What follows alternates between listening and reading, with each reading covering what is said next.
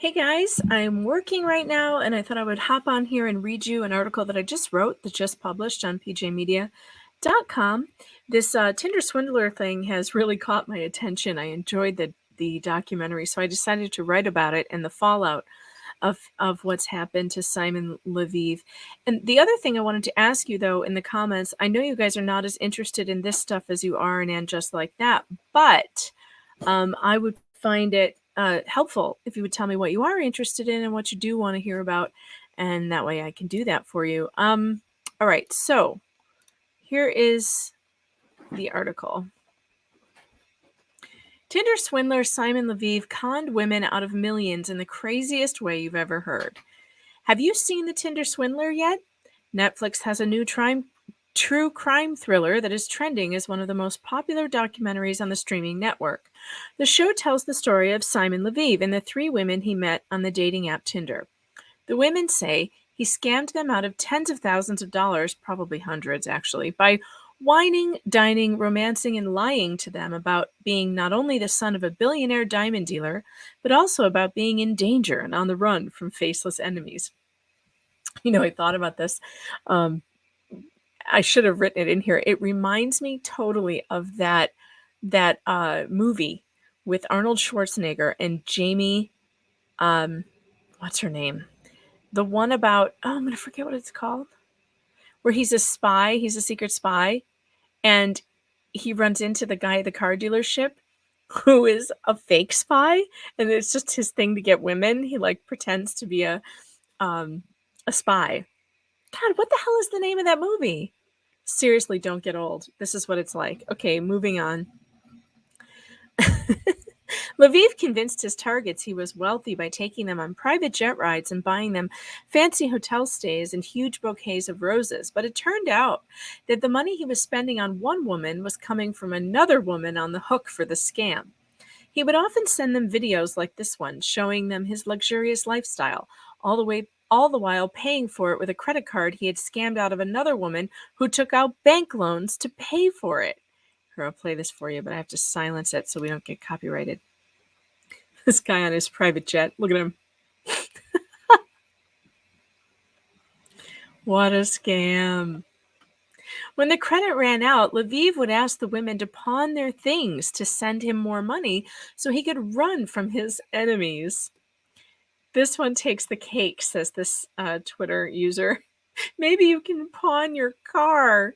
Oh man, anybody who asks you to pawn your car, ladies, is not for real. It's not legit. Police chased him across several different countries, and the story of his eventual arrest is worth watching during a relaxing evening on the couch with your boring partner. In the days that followed the release of the film, dating app sites Tinder, Match.com, and Plenty of Fish have banned him from their apps. The Daily Mail reported that Leviev had been on the run from Israeli law enforcement since 2011 for fraud. When his crimes finally caught up with him, he was arrested and jailed for a measly 5 months. He has not been charged for defrauding the multiple women who have come forward for what authorities say could have amounted to over $7 million in grift. Wow. One of the women in the Netflix documentary pulled the switcheroo on the scammer by scamming him herself, which ended up leading to his capture. I won't ruin it for you, but it's a fun moment when Leviev realizes his game has been turned on him. I like this with the Uno card, the reverse. It's funny. The end of the documentary revealed that after only 5 months in jail, Leviev is a free man living in Israel, where he is dating model Karen Conlon. The internet is trying desperately to warn her. Well, Simon Leviev needs to be brought to justice, pay back his victims and life in prison. He's a man-child narcissistic sociopath. The women who shared their experience on the Tinder swindler are brave and inspirational. Hopefully justice is served. And then this woman, Maya Rosenbaum, had posted a bunch of pictures of him with this new girl, Kate Conlon. And she says, well, I wonder what's going through the head of this girl right now. And you can't see it on here, but if you go onto the article, which I've linked in the description, you can see the actual tweets and what this girl looks like. And I feel really bad for her, but she appears to still be with him. So who knows? People are having a hard time understanding how women fell for this act. It does seem rather silly. Ladies, if a man takes you on one private jet ride and sends you some nice flowers and then asks you for $30,000 because enemies are after him, it's a fair bet he's a scammer. Don't do it. And the things people are posting online, the memes, they're so funny. When I asked my girlfriend for her credit card to buy some tickets to fly, and then he turns into Simon Leviev. There are others on Twitter like posting his picture to be like their latest speaker at their men's group, showing the men how it's done. Oh, it's bad. But if you're looking for some entertainment today, look up hashtag Simon Leviev on Twitter. Perhaps one of the best parts of the show was revealing how Leviev started the con after the romancing and whining and dining part of the scam was over. The women, who all believed they were going to marry Leviev, would get a frantic message that Peter, Leviev's bodyguard, had been harmed by faceless enemies. The message would accompany photos of Peter in an ambulance with blood pouring down his face. Leviev would frantically request thousands of dollars so they could escape on a plane, claiming his own money could be traced to him and saying he would pay it back. The women would then take out loans to get credit cards for Leviev. He never paid them back, of course. How did this work? It's a fair bet that the promise of extreme riches was too intoxicating for the women to see through.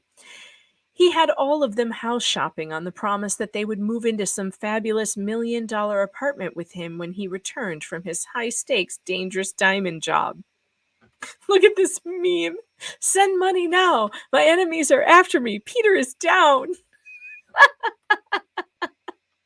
It's so funny. While everyone is pretty amused by this guy's antics, it's not amusing that he has not been held accountable for the millions of dollars he took from gullible women. He has not been charged with any crimes related to the women in the documentary, and the show did not explain why. It's hard to believe no law enforcement was able to charge him with the mountains of evidence the women have through messages and online communication with him. But the internet is doing its best to exact revenge on the Tinder swindler. And it's on a crusade to have him banned from every dating app that exists. So far, they're doing a pretty good job. Many are concerned he's still out there running his con. That Tinder swindler Simon guy is still free, meaning he's probably somewhere now convincing someone's daughter that all these stories, hashtags, and documentary are the work of his enemies, and someone's daughter will still believe it, wrote this person on Twitter. That's almost a certainty.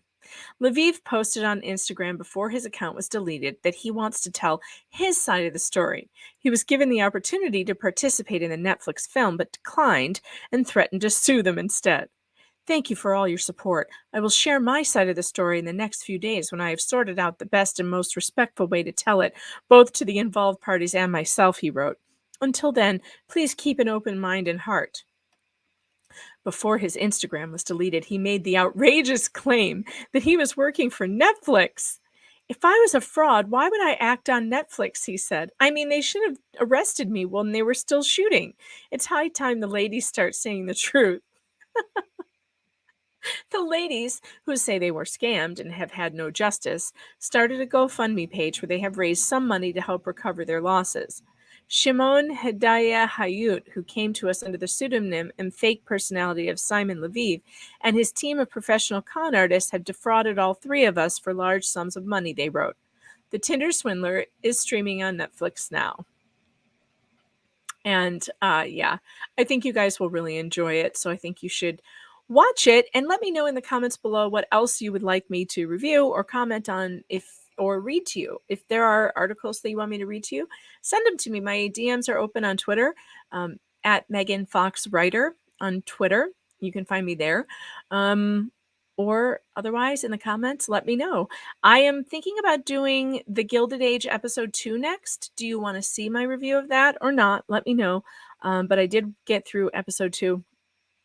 Spoiler alert, I still don't love it. Yeah. Anyway, talk